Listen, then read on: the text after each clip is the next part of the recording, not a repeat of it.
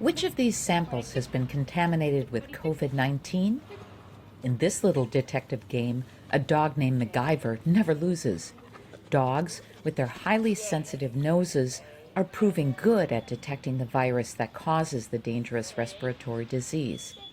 Researchers in Germany and Colombia have found that trained dogs were able to identify COVID-19 more than 90% of the time, the Journal of Osteopathic Medicine reported in February.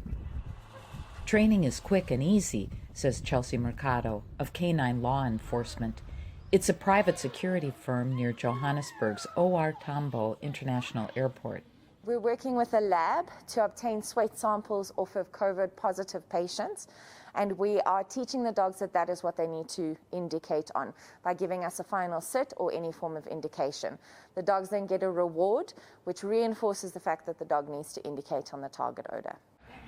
Canine Law Enforcement says it's ready to deploy its dogs to South African airports.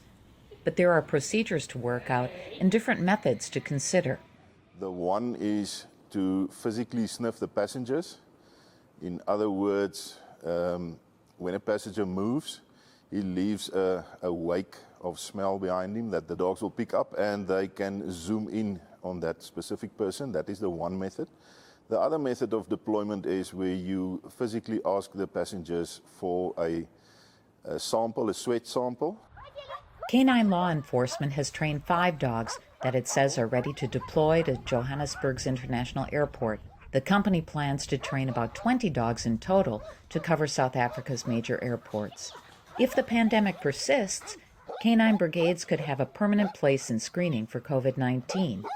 The virus is not just going to disappear. So I think it's a long-term process anyway to make sure it's a successful process. And then from there we can expand into other countries in Africa.